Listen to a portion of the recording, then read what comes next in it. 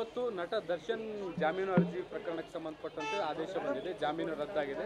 Supreme court ಆದೇಶದಲ್ಲಿ ಏನು ಹೇಳಿದೆ ನೋಡಿ, ನಾನು ಮೊದಲಿಂದ ಹೇಳ್ಕೊಂಡ್ಬಂದಿದ್ದೆ, ಚಿತ್ರದುರ್ಗದ ರೇಣುಕಾಸ್ವಾಮಿ ಪ್ರಕರಣದ ಈ ಕೇಸ್ ಏನಿದೆಯಲ್ಲ, ರಾಜ್ಯಾದ್ಯಂತ ಕುತೂಹಲ ಕೆರಳಿಸಿದ ಪ್ರಕರಣ.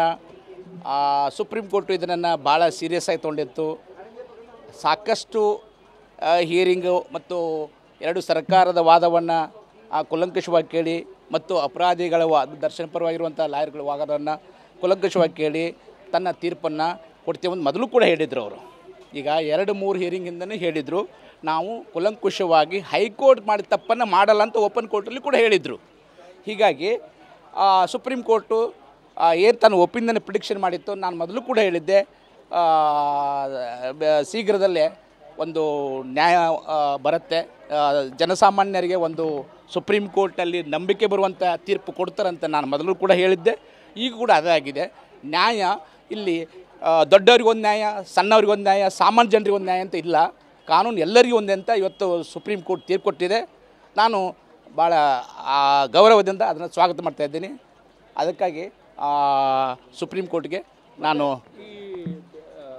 ಜೈಲಲ್ಲಿ ಐಷಾರಾಮಿ ವ್ಯವಸ್ಥೆಗಳ ಬಗ್ಗೆ ನೋಡಿ, ಈ ಎಲ್ಲ ಇವೇನು VIP ಕಲ್ಚರ್ ಏನು ಜೈಲಲ್ಲಿದೆ, ನಮ್ಮ ದೆಹಲಿಯಲ್ಲಿ TR ಜೈಲಲ್ಲಿ ಹೇಗೆ VIP ಕಲ್ಚರ್ ಕೂಡ ಇದೆ, ಅದೇ ರೀತಿ ಬೆಂಗಳೂರು ಪರಪ್ಪನಗರದಲ್ಲಿ ಕೂಡ VIP ಕಲ್ಚರ್ ಇದೆ. ಈಗ ಜಯಲಲಿತಾ ಕೇಸಲ್ಲಿ ಕೂಡ ನಾವು ನೋಡಿದ್ದೀವಿ, ಸಾಕಷ್ಟು ಅವ್ರಿಗೆ VIP ಕಲ್ಚರ್ ಕೊಟ್ಟಿದ್ದರು ಅವರಿದ್ದಾಗ, ಅವ್ರ ಮೇಲೆ ಕೇಸಾದಾಗ, ಅವರು ಪರಪ್ಪನಗರಕ್ಕೆ ಹೋದಾಗ. ಆಮೇಲೆ ಜಯಲಲಿತಾ ಅವ್ರನ್ನ ಟ್ರಾನ್ಸ್ಫರ್ ಮಾಡಿ ಪರಪ್ಪನಗರಕ್ಕೆ ಚೆನ್ನೈಯಿಂದ ಅವರ ಅಪರಾಧಿ ಅಂತ ಘೋಷಣೆ ಆದಮೇಲೆ ಚೆನ್ನೈಯಿಂದ ಅವರನ್ನು ಬೆಂಗಳೂರು ಕರೆಸಿದ್ರು. ಹಾಗೂ ಕೂಡ ಜಸ್ಟಿಸ್ ಭರೂಚ ಅವರಿದ್ದರು, ಇವತ್ತು ಪರ್ದಿವಾಲಾ ಮತ್ತು ಜಸ್ಟಿಸ್ R ಮಾದೇವನ್ ಇದ್ದಾರೆ. ಇದು ಒಳ್ಳೆಯ ತೀರ್ಪು ಮತ್ತು ಸ್ವಾಗತ ತೀರ್ಪು.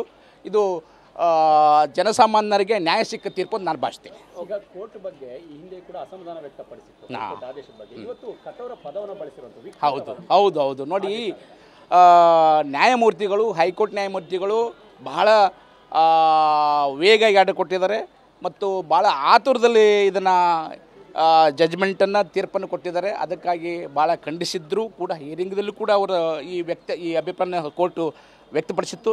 ಅದೇ ರೀತಿ ಜಜ್ಮೆಂಟಲ್ಲಿ ಇವತ್ತು ಅದನ್ನು ಬರೆದಿದ್ದಾರೆ. ಹೀಗಾಗಿ ಯಾವುದೇ ಒಂದು ಹೀನಾಯ ಕೃತ್ಯ ಇಂಥ ಒಂದು ಅಮಾನುಷ್ಯ ಕೃತ್ಯ ನೋಡಿ, ಅವರೆಲ್ಲ ಸಾಕ್ಷಿ ಆಧಾರಗಳನ್ನು ನೋಡಿದ್ದಾರೆ ಕೋರ್ಟು.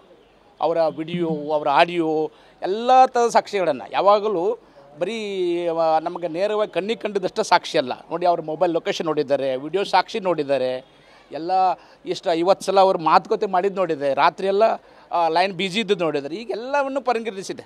ರಾಜ್ಯ ಸರ್ಕಾರದ ವಾದವನ್ನು ಕೂಲಂಕಷವಾಗಿ ಅರ್ಥ ಮಾಡಿಕೊಂಡು ಇವತ್ತು ತೀರ್ಪು ಹೊರಬಿದ್ದಿದೆ. ಇವತ್ತು ರಾಜ್ಯ ಸರ್ಕಾರಕ್ಕೆ ಸಂದ ನ್ಯಾಯ, ಇದು ಜನಸಾಮಾನ್ಯರಿಗೆ ಸಂದ ನ್ಯಾಯ ನಾ ಭಾವಿಸ್ತೇನೆ. ನಮ್ಮ ಹೆಸರು ಸರ್ ಚಂದ್ರಕಾಂತ್ ಅಂಗಡಿ, ಸುಪ್ರೀಂ ಕೋರ್ಟ್.